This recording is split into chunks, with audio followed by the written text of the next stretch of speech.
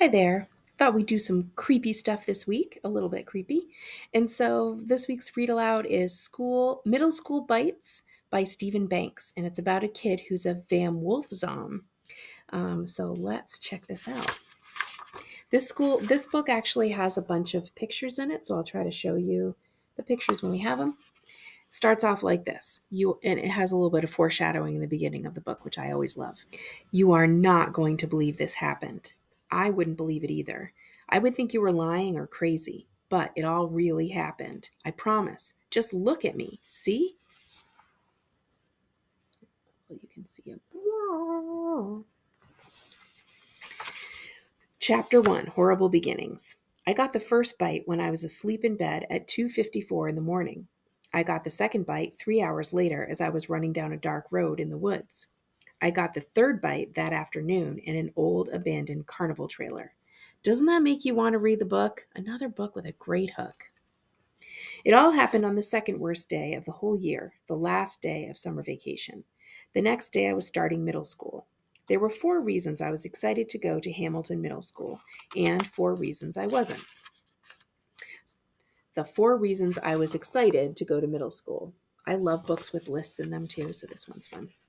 Number 1, I wouldn't be a scrawny little elementary kid anymore. Number 2, Tanner Gant would not be there. Tanner Gant is a guy who bugged me all the time in elementary school. My name is Tom Marks, and he always called me Tommy Farts. He's big, and he shoves kids and calls them names and makes fun of them. He pretends to accidentally spill his drink on you, and then he says, "I'm so sorry." He also throws food at people and puts people in trash cans. Nobody fights back because he would probably kill them. But now I didn't have to worry about him anymore. My best friend, Zeke Zimmerman, had called me 2 weeks before school started. "Tom," he yelled in the phone, all excited. "Tanner Gant is not going to Hamilton. He's moving away. He's going to Kennedy Middle School." This was the best news ever, but I have to admit, I sort of felt sorry for the kids at Kennedy. Number 3, I would get my own locker. I'd keep all my school junk in it and put up cool pictures and stash emergency food. I could keep secret stuff in there too. I didn't have any secret stuff yet, but I might someday. I was a little worried about forgetting my locker combination. My sister Emma, who is 16 and my second least favorite person in the world, Tanner Gant being number 1, said to me, "If you forget your combination, you have to pay the grumpy janitor $100 to open your locker, and the principal announces it to the whole school that you forgot it." I imagine sitting in class and hearing over the loudspeaker, "Attention, students and faculty, this is your principal. Tom Marks forgot his locker combination. Don't forget to laugh and point at him all day. Thank you." I decided to write the combination on the bottom of my shoe in case I ever forgot it. I found out later that Emma was lying. She does that all the time. Here's a picture of the locker. Number 4, Annie Barstow is going to my middle school. She's 11, the same age as me. She's smart and funny, and I like the way her hair looks. I hope that someday Annie would be my girlfriend, but I was going to wait until we were in high school to ask her about it. We'd just be friends in middle school. I call this the girlfriend plan. I think it's a good idea to make plans.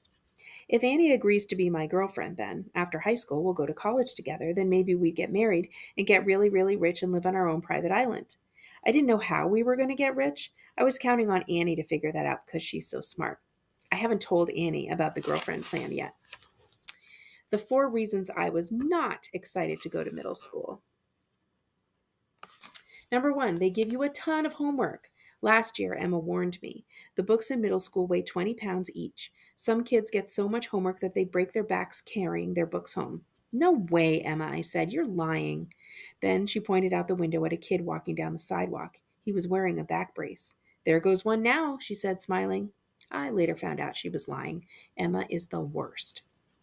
Number 2, finding my 7 different classrooms and getting to them on time before the tardy bell rings. One time, a kid got lost trying to find his classroom, said Emma, and they never found him. She is such a liar. Number 3, there might be some brand new bullies at Hamilton School who could be even worse than Tanner Gant. "Oh, there totally will be," said Emma with a smile. Number 4, they force you to run 4 laps, a whole mile, in phys ed around the biggest track in the world. I hate running. I knew middle school wasn't going to be easy, but I was prepared because I had a plan. I called it the Invisible Tom plan. I was going to be quiet and stay in the background and not get noticed. That way I wouldn't get bullied or get a dumb nickname for doing something stupid and embarrassing. One time, a kid at my elementary school was giving a report about hot dogs. He was really nervous, so he kept saying dog hots instead of hot dogs. From then on, everybody called him dog hots. One little mistake, and your whole life changes. My whole life changed on the day before I started middle school. Here's another picture. Chapter 2, The First Bite. I always go to Graham's house the last weekend before school starts. She lives out in the woods about 3 hours from my house. Graham is pretty old, but she doesn't act old. She rides a mountain bike and hikes and does yoga. She has long gray hair and always wears blue jeans, colorful shirts, wire-rimmed glasses, and crazy necklaces. I think she used to be a hippie. Graham has a lot of vinyl records at her house, and she sings along to them. She plays them super loud. That's because she's losing her hearing, said my dad. Graham says, if you don't play rock and roll loud, why play it? And here's a picture of Graham and her records. On my last day at Graham's, the day before school started, I had set my alarm to go off at 6 o'clock. I had decided to get up early and go running to get in shape so I could do those stupid 4 laps in phys ed. It's like they want you to be in the Olympics. I don't want to be in the Olympics. But I also don't want to be the loser guy coming in last, huffing and puffing and looking like I was going to faint. So I'd be getting up early to run. This was my second day. I probably should have started about 2 weeks ago, but I hate running and getting up early. Since I ran early before the sun came up, it wasn't hot. I didn't want to get all sweaty and disgusting. Who likes getting all sweaty and disgusting? Probably the same people who want to be in the Olympics. That morning, I turned my alarm off and looked out the open window. I could see the moon through the trees. It was about 3/4 full. That's when I felt something weird on my neck, like a bite. I remembered feeling something on my neck in the middle of the night and brushing it away and going back to sleep. I always get bit. Oops, here's that picture. I'm terrible at showing you these here. That's better.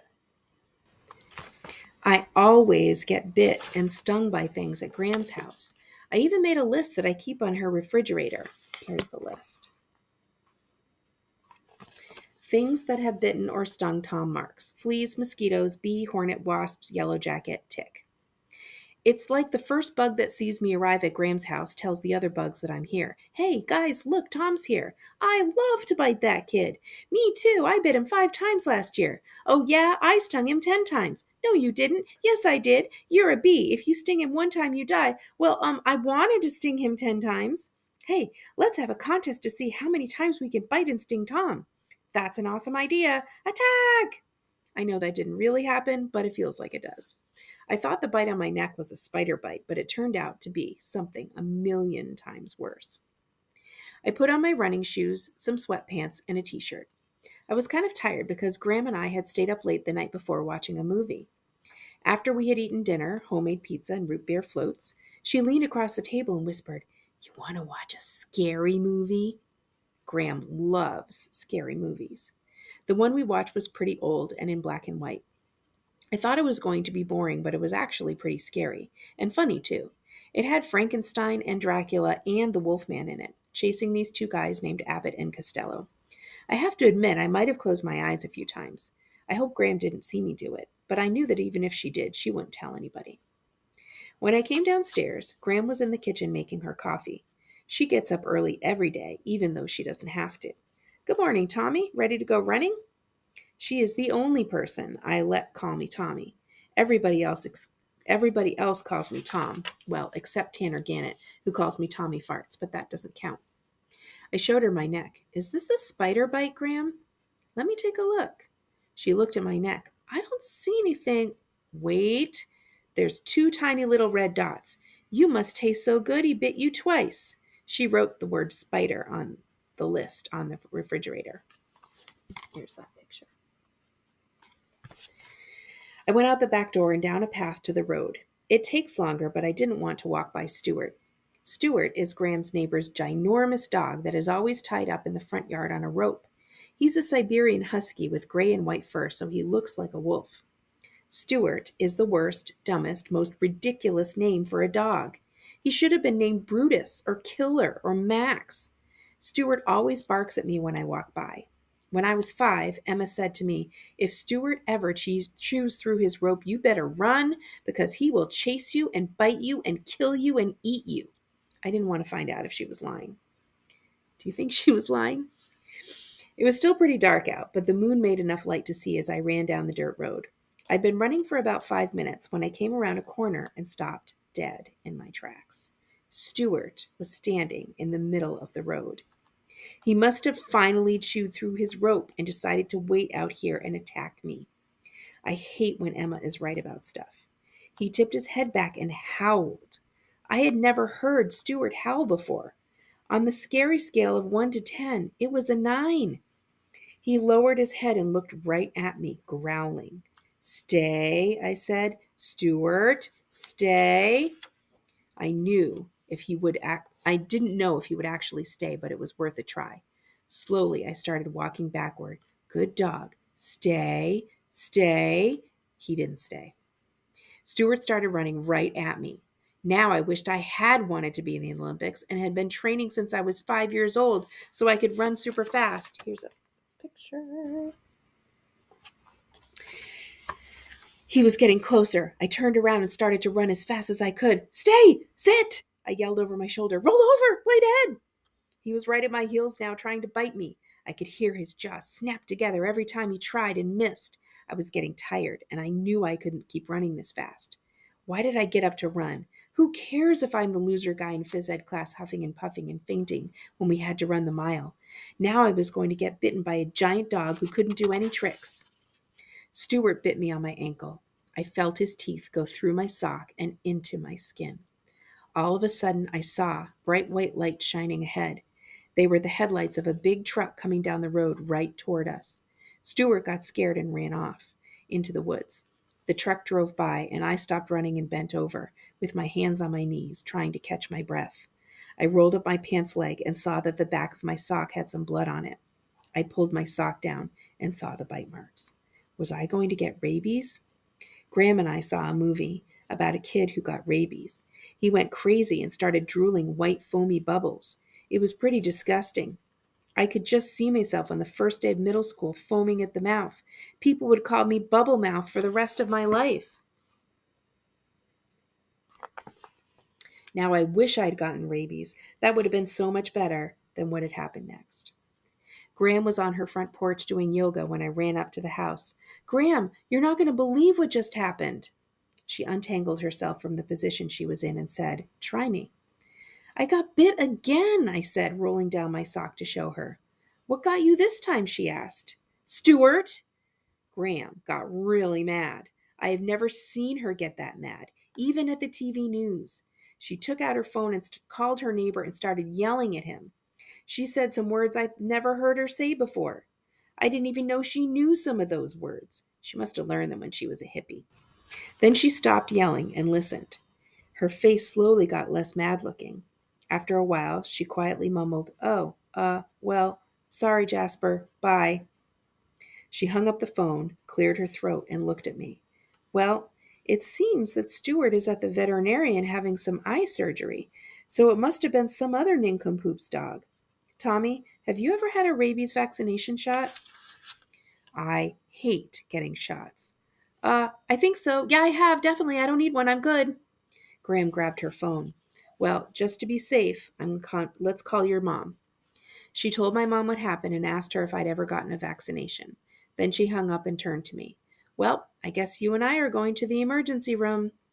On the way out of the house, Graham went to the refrigerator and wrote "dog" on the list of things that had bitten or stung me. I sat next to a kid about my age in the waiting room. He had long hair that hung across his face, and he was staring down at his thumbs like they were the most interesting thing in the world. Graham was at the desk talking to the nurse. Then the kid held up his right thumb. "Dude, doesn't this look broken to you?" It looked normal to me, but it sounded like he wanted me to say it was broken.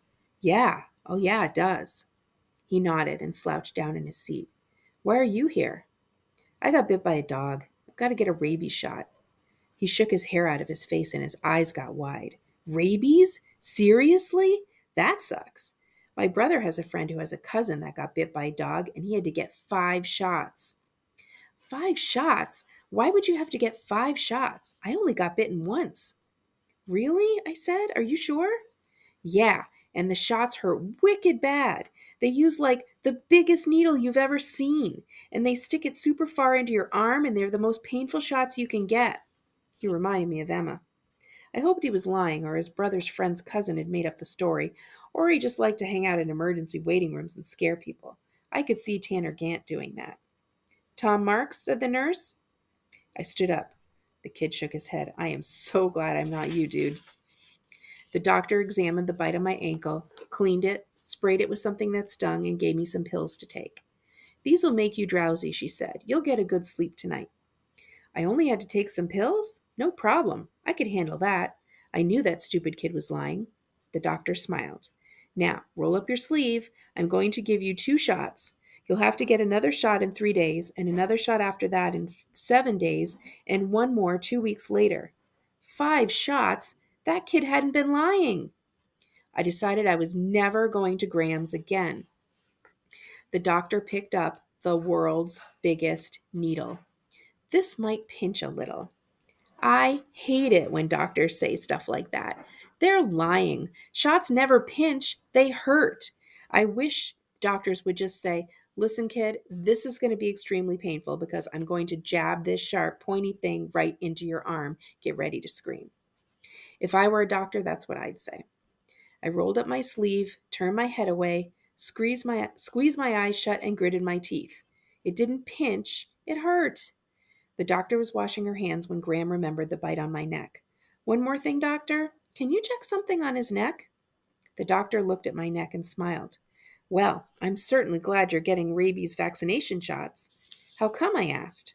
That's a bat bite. All right, so if you want to know what happens to Tom Marks next, you know that he's got a 3rd bite coming to him somewhere, right? Because of the foreshadowing at the beginning of the book. Check out Middle School Bites. It's a series at our middle school library.